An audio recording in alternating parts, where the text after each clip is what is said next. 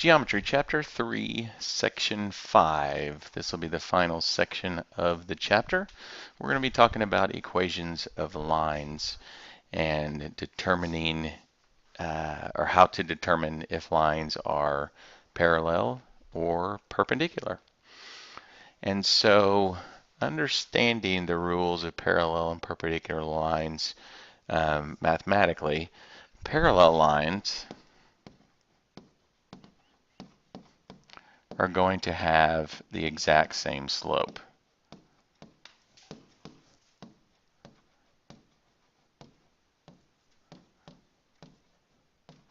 And they'll have the same slope because they'll never intersect.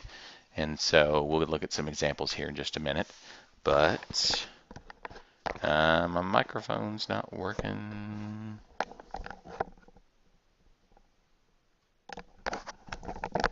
Check, check.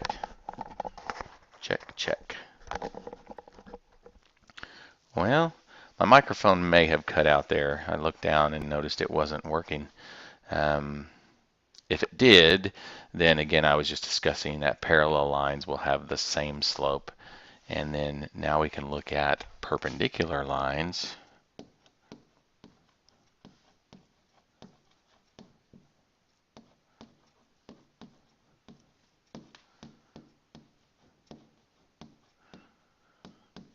And those are going to have negative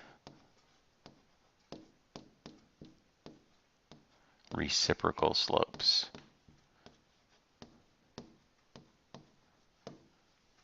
Reciprocal. And so same slope, obviously, 4 would equal 4, 2/3 would equal 2/3. Negative reciprocal, just a quick example. Let's say, I'll use that negative 2/3. Let's say that one of my, my board's freaking out on me. Let's say that one of my slopes is negative 2/3. If I want to take the negative of that, that's going to be positive 2/3, and then I take the reciprocal, so the negative reciprocal would be 3/2. And so if two lines had those two slopes, we would know that they were perpendicular or formed a 90-degree angle. So let's look at some actual mathematical representations of these. Okay, so I've got 4 lines on here, A, B, C, and D. And this is example number 2 on page 143. I decided not to label each coordinate. I just thought it would look a little too messy. And I'm actually not going to use the midpoint formula on this one. However, if you were to use the midpoint formula, remember that you would just add your x values and divide by 2. And then you would add your y values and divide by 2. But in this case, I'm just going to use rise over run, and I'm going to find the slope of all 4 lines in this case. So let's start with A. And I can kind of just highlight these a little bit. There's A right there. So if I use the coordinates that were given to me, the coordinates were -3, 2, and 0, 3. And what I'm going to do is just going to do rise over run. And I'll just draw it in with pen here and then go back and erase it. So I'm rising 1 and I'm running 3. So rise 1, run 3, that gives me a slope of 1/3.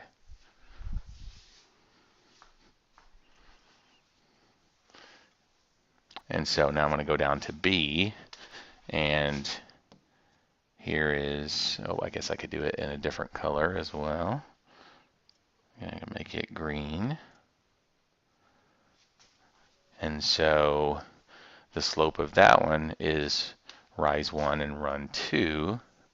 So that's going to give me a slope of 1/2. So far, those are neither parallel nor perpendicular. Obviously, they weren't going to be perpendicular, and it's pretty obvious they weren't going to be parallel, but we want to make sure and prove it mathematically. Then we go down to Our next one, let's make that one red. So this is going to be line C. And for line C, I'm going to go up 1 and over 3. So we're noticing that, I wrote 2 even though I said 3. That's going to be 1/3. So we now know there's a relationship between A and C because they have the same slope. And then let's get our line D here. We'll make that one in blue. And line D is possibly going to be perpendicular to one of those. So the points they gave us for line D, we're going to go from -2, 0 to -3, 2. That's a rise 2 and to the left 1. Rise 2 and to the left 1. So that means that is a negative slope. And so that one appears to have a relationship with B. So taking our slopes, I see that these are the same. And these are negative reciprocals of each other. So what does that tell me? That tells me that A is parallel to C and B is perpendicular to D. So now we're actually going to write equations. We're going to write the equation of a parallel line that goes through the point -1, 1, and it's parallel to the equation y equals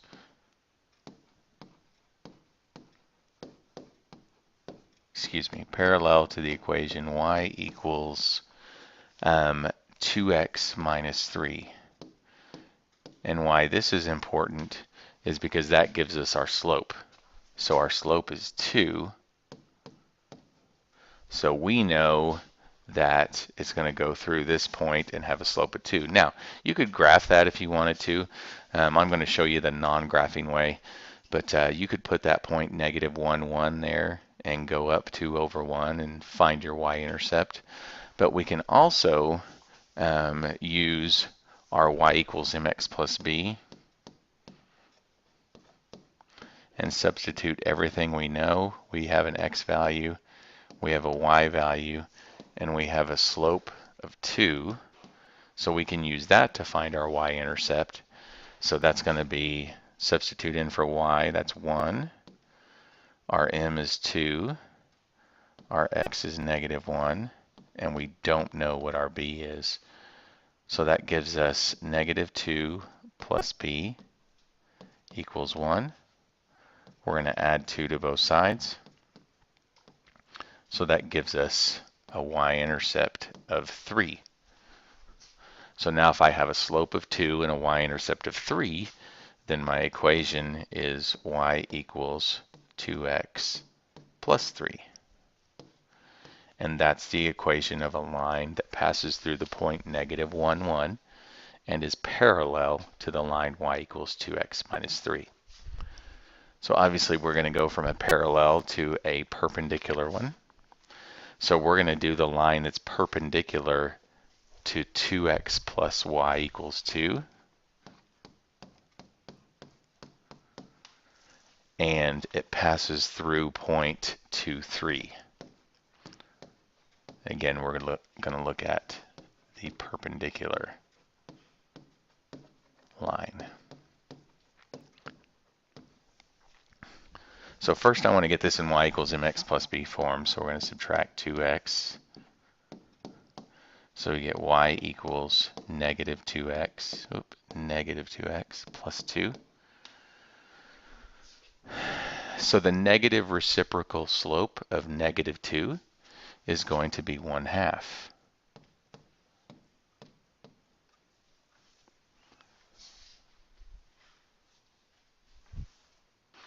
So just like we did before, I have m, I have x and y. So let's plug those into y equals mx plus b. So that's going to be 3 equals 1/2 times 2. plus b. 1/2 times 2 is just 1. Subtract 1 from both sides. And so my b equals 2. So that's going to give me y equals 1/2 x plus 2. And that is example, which example is that? That's example 4 on page 144. And the parallel one was example, the parallel one was example 3 on page 144. So that's chapter 3, section 5, equations of parallel and perpendicular lines.